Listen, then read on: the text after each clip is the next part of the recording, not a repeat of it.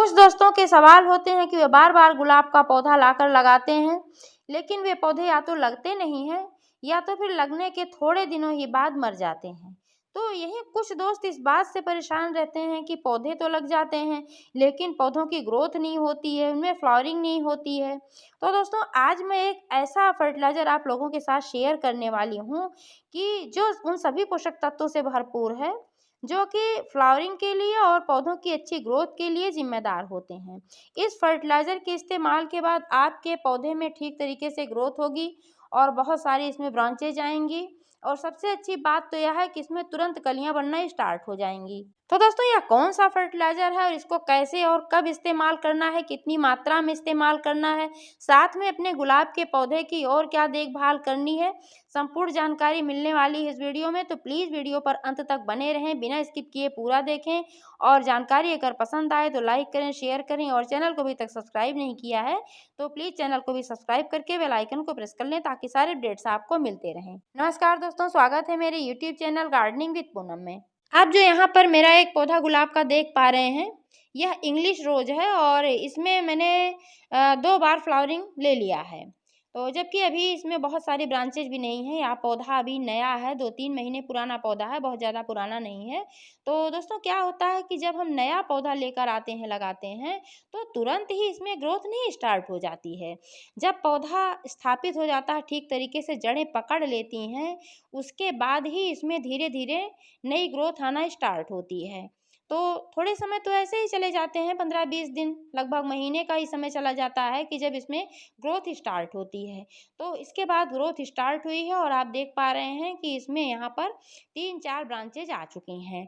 तो इनमें जो पुरानी ब्रांचेज थी, जो पहले ब्रांचेज निकल कर आई थी इस पौधे में, तो उन पर फूल आ चुके हैं और यहाँ पर देख पा रहे हैं आप कि जिसमें से मैंने फूल ले लिए हैं, तो इन ब्रांचेज को मैंने यहाँ से कट कर दिया है।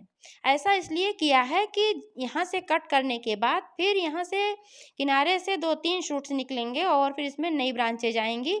एक की जगह मुझे 3-4 ब्रांचेज मिल जाएंगी। इस तरीके से मेरा पौधा घना होगा। अगर मैं उस ब्रांच को ऐसे ही पड़े रहने देती तो फिर इसमें फ्लावरिंग भी कम होती, क्योंकि जो पुरानी शाखाएं होती हैं इनमें कलियां नहीं बन पाती हैं, बनती हैं तो बहुत कम बनती हैं। और जो नई शाखाएं होती हैं दोस्तों, इन्हीं में कलियां बनती हैं।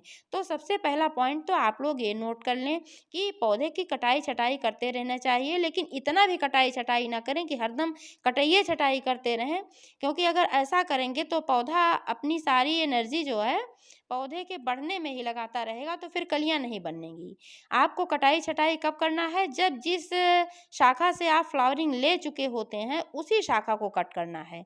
तो जैसे आप देख पा रहे हैं, इन शाखाओं से मैंने ले लिया है फ्लावरिंग, तो यहाँ से मैंने कट करके हटा दिया और आप देख पा रहे हैं कि यहाँ से नए शूट्स निकलना स्टार्ट भी हो गए हैं। यह शाखा जो आप देख पा रहे हैं दोस्तों, तो इसमें एक फूल लगा हुआ है, तो इसको मैंने कट नहीं किया था क्योंकि ये तब नई शाखा निकल रही थी और इसमें फूल अभी नहीं आया हुआ था, तो इसको मैंने कट नहीं किया था और छोड़ दिया था और ये काफ़ी लंबी हो गई है। तो अभी इसमें फूल है और यह फूल 5-6 दिन पहले खिला था और अभी तक यह फूल बढ़िया चल रहा था, इसलिए मैंने इसको कट नहीं किया। लेकिन अब धीरे-धीरे हल्का-हल्का कालापन इसमें सामने से आ रहा है, तो अब यह फूल मुरझाने वाला है। तो जब फूल मुरझा जाता है तो पंखुड़ियाँ बिखर जाती हैं, इसलिए मैं इसको पहले ही कट करके हटा लेती हूँ। तो आज तो नहीं दोस्तों, लेकिन कल इसको मैं कट करके हटा लूँगी, क्योंकि जब मैं इसको कट करके हटा लूँगी तो फिर भगवान को चढ़ाने के काम आ जाएगा। ऐसे बिखर जाएँगी पंखुड़ियाँ तो कोई फ़ायदा नहीं होगा। और इसका दूसरा प्रमुख फ़ायदा क्या होता है कि जब हम कट करके हटाते हैं, तो जो फूल होते हैं इसके पीछे यहाँ पर ये बीज बनने लगते हैं और जब ये बीज बनने लगते हैं तो फिर पौधे की ग्रोथ रुक जाती है। तो इसलिए इसको हमेशा कट करके हटाते रहना चाहिए। इसमें इस पीछे इसके जो पड़े रहते हैं पॉड, इसको नहीं रहने देना चाहिए। और इसकी अच्छी ग्रोथ के लिए और इसको बढ़िया शेप देने के लिए मैं थोड़ा यहाँ नीचे से कट करूँगी, जिससे कि सभी ब्रांचेज लगभग एक ही शेप और साइज में हो तो पौधा देखने में अच्छा लगेगा। यहाँ से कट करूँगी तो यहाँ से फिर नई 3-4 ब्रांचेज आएंगी, ऐसे ऐसे मेरा पौधा घना होगा। धूप की बात करें दोस्तों, तो गुलाब को धूप पसंद है, लेकिन दोपहर की चिलचिलाती हुई धूप से बचाएं। ऐसे में आप ग्रीन नेट का इस्तेमाल कर सकते हैं या फिर अपने पौधे को ऐसी जगह पर रखें जहाँ सेमी शैडो आती हो। लेकिन सुबह सुबह की धूप इसके लिए अमृत के समान है, तो आप ऐसी जगह पर रखें जहाँ पर सुबह की धूप आती हो।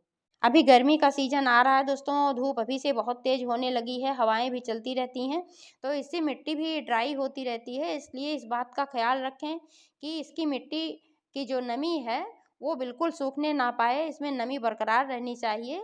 हाँ, ये बात अलग है कि इसमें जलभराव नहीं करना चाहिए, इतना अधिक पानी नहीं डालना चाहिए कि मिट्टी दलदली बनी रहे और इसमें जलभराव हो। तो आप सुबह शाम वाटरिंग कर सकते हैं, लेकिन बस इतना ही कि मिट्टी में नमी पर्याप्त बनी रहे। मिट्टी की नमी को बनाकर रखने के लिए आप किसी भी चीज़ से मल्चिंग भी कर सकते हैं। इसके लिए आप ड्राई लीव्स ले सकते हैं, मूंगफली के छिलके ले सकते हैं, लकड़ी का छीलन ले सकते हैं। तो इससे क्या फ़ायदा होता है कि इसकी जो मिट्टी होती है गमले की, इसमें बीड्स वगैरह नहीं उगने पाते हैं और मिट्टी की नमी बनी रहती है। और यहाँ पर जो आप देख पा रहे हैं, यह मेरा देसी रोज़ है, देसी गुलाब का पौधा है। तो इसमें से भी मैंने फ्लावरिंग ले लिया है एक ब्रांच से, एक ही ब्रांच में इसमें 3 फूल लगे हुए थे। इसका वीडियो भी मैंने डाला हुआ था, अगर आप पुराने व्यूअर्स हैं तो देखे होंगे कि इसमें 3 फूल एक ही डाली में लगा हुआ था और इस डाली को मैंने कट करके हटा दिया है, क्योंकि जब मैंने फ्लावरिंग ले लिया तो यहाँ से मैंने कट करके हटा दिया है। लेकिन ये जो 2 शाखाएँ और इसमें बची हुई हैं, तो इसमें अभी फूल नहीं खिले हैं, तब ये शाखाएँ छोटी थी, अब बड़ी हो गई हैं। अब इसमें फूल खिलेंगे और इसमें मैं कुछ फर्टिलाइज़र डालूँगी, क्योंकि आप देख पा रहे हैं कि पत्तियों का कलर भी ज़्यादा ग्रीन नहीं है। हालाँकि जब नई पत्तियाँ निकलती हैं तो ज़्यादा ग्रीन नहीं रहती हैं किसी भी पौधे की, लेकिन फिर भी कुछ हल्का ग्रीन कम है ये, तो इसमें नाइट्रोजन की थोड़ी कमी है। आज मैं जो फर्टिलाइज़र डालने वाली हूँ, इससे ये कमी भी पूरी हो जाएगी और जल्द ही शाखाओं में फिर कलियाँ बनना स्टार्ट हो जाएंगी। तो दोस्तों, चाहे इंग्लिश रोज हो चाहे देसी गुलाब हो, दोनों की ही केयर आपको ठीक तरीके से करनी है, तभी आपका गुलाब का पौधा ठीक तरीके से चलेगा। धूप और पानी का ध्यान सब में रखना है और गुड़ाई निराई सब में करनी है। इसमें कहीं भी कोई घास फूस नहीं रहने देना चाहिए। और आप जो यहाँ देख पा रहे हैं कि कुछ एक आध दो पत्ती इसमें है कि जो नीचे मिट्टी को टच कर रही है, तो इसको भी कट करके हटा देना चाहिए, क्योंकि जब हम वार्निंग करते हैं और जब ये पत्तियां नीचे टच करती हुई रहती हैं दोस्तों, तो फंगस लगने का खतरा बना रहता है, इससे हमारा पौधा खराब हो सकता है।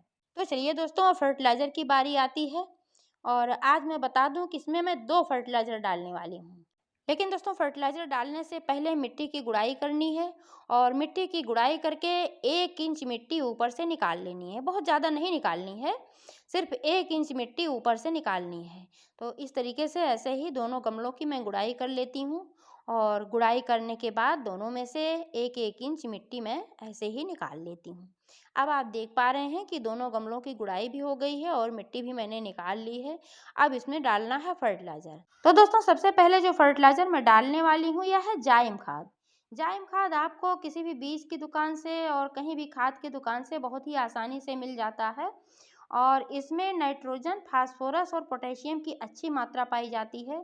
इसके अलावा दोस्तों, इस खाद में fulvic acid, amino acid, humic acid और एल्गेनिक एसिड पाया जाता है, जिससे हमारे पौधे मजबूत होते हैं, अच्छी फ्लावरिंग करते हैं और साथ में मिट्टी की गुणवत्ता को भी अच्छी बना करके रखता है। मिट्टी में अम्लीयता को बना करके रखता है, क्योंकि गुलाब का जो पौधा होता है इसको अम्लीय मिट्टी पसंद होती है, तो इसलिए यह खाद बहुत ही अच्छा होता है।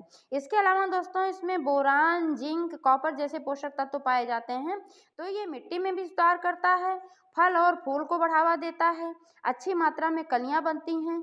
अगर इसका इस्तेमाल आप करेंगे तो आपके पौधे में जल्द से जल्द कलियां भी बनने लगेंगी और पौधे की ग्रोथ भी अच्छी होगी। सबसे अच्छी बात तो यह है कि इसका इस्तेमाल अगर फल वाले पौधों में आप करते हैं तो उसका स्वाद भी बहुत अच्छा हो जाता है और सबसे अच्छी बात यह है कि हानिकारक नहीं है। तो दोस्तों, आज मैं इसी खाद का इस्तेमाल करने वाली हूँ और इसका इस्तेमाल करना है, अगर आपका कंटेनर 18 इंच का लगभग है तो इसमें आप 20 से 25 ग्राम का इस्तेमाल कर सकते हैं। तो आप देख पा रहे हैं मेरा ये जो गमला है 18 इंच का गमला है, तो इसमें मैं इतना ही इस्तेमाल करने वाली हूँ, 20 से 25 ग्राम। चूँकि यह वज़नी होता है, थोड़ा भारी होता है, तो 20 से 25 ग्राम अगर आप लेते हैं तो ज़्यादा से ज़्यादा आपको 2 चम्मच लेने की ज़रूरत है। मीडियम चम्मच जो होते हैं, 2 चम्मच लेने की आवश्यकता है। तो दोस्तों, इस खाद को ऐसे ही किनारे-किनारे मिट्टी में डाल देना है गमले में और इसके बाद मैं दूसरा जो फर्टिलाइज़र डालने वाली हूँ, यह है नीम की खली। नीम की जो खली होती है दोस्तों, इसमें नाइट्रोजन की बहुत ही अच्छी मात्रा होती है और नाइट्रोजन हमारे पौधे में जब ठीक तरीके से होता है तो पौधे का विकास बहुत ही तेज़ी से होता है और इसकी पत्तियां जो होती हैं ग्रीन होती हैं, ब्रांचेज का विकास होता है, अधिक पत्तियों का विकास होता है। और सबसे अच्छी बात तो यह है कि नीम की जो खली होती है एंटीबैक्टीरियल, एंटी फंगल है, तो इसको अगर हम मिट्टी में डालते हैं तो हमारी मिट्टी पूरी तरीके से स्वस्थ होती है और इसमें किसी प्रकार का फंगस वगैरह नहीं लगता है, जड़ें मजबूत होती हैं। तो इसलिए मैंने इसको लिया हुआ है। इसको भी एक पौधे में 10 ग्राम के बराबर, आप 10 से 15 ग्राम, जिस तरीके से आपका कंटेनर है इतना आप डाल सकते हैं। तो इसको मैंने छोटे छोटे टुकड़ों में करके रखा हुआ है। आप चाहें तो इसको पूरा कूट कर सकते हैं, पाउडर बना सकते हैं और आप चाहें तो इसका लिक्विड भी इस्तेमाल कर सकते हैं। इसके लिए आपको क्या करना है कि 1 गिलास पानी में ये जो खली है इसको डाल करके 1-2 दिन के लिए छोड़ दें और उसमें घुल भी जाएगा और बढ़िया फर्टिलाइज़र बनकर तैयार हो जाएगा। तब आप मिट्टी की गुड़ाई करके ड्राई मिट्टी में इसको इस्तेमाल कर सकते हैं। तो दोस्तों इसको भी ऐसे ही मैं इसमें डाल देती हूँ और इसमें डालने के बाद अब क्या करना है कि जो मिट्टी मैंने निकाली थी, यही मिट्टी वापस से इसमें डाल देना है, क्योंकि फर्टिलाइज़र नीचे दबा हुआ होता है और फिर जब पानी पड़ता है तब वह डिकम्पोज़्ड होकर जड़ों में जाता है और फिर पौधों में पहुँचता है, तभी फ़ायदेमंद होता है। अगर ऊपर से आप कोई फर्टिलाइज़र डाल देते हैं तो फ़ायदेमंद नहीं होता है। इसलिए मैं हमेशा बताती हूँ कि जब भी आप कोई फर्टिलाइज़र डालें तो ऊपर से थोड़ी मिट्टी हटाकर फिर फर्टिलाइज़र डालें। अगर लिक्विड फर्टिलाइज़र डाल रहे हैं तो ड्राई मिट्टी की अच्छी सी गुड़ाई करके फिर उसमें डालें। तो इस तरीके से फर्टिलाइज़र आपको डालना चाहिए। फर्टिलाइज़र डालने के बाद एक बात बिल्कुल ना भूलें, पानी डालना। पानी ज़रूरी होता है। जब आप फर्टिलाइज़र डालते हैं तो अक्सर मिट्टी जो होती है ड्राई होती है और जब इसमें पानी पड़ता है तब पौधे में नमी भी हो जाती है और जो फर्टिलाइज़र होता है धीरे-धीरे ये गलता है और फिर डिकम्पोज़्ड होकर पौधे में लगता है। तो इस तरीके से दोस्तों आप अपने गुलाब के पौधे की देखभाल करेंगे तो आपका पौधा निश्चित रूप से ग्रोथ भी करेगा, मरेगा नहीं और बढ़िया फ्लावरिंग करेगा। जानकारी कैसी लगी कमेंट करके अवश्य बताइएगा और पूरा वीडियो देखने के लिए बहुत-बहुत धन्यवाद।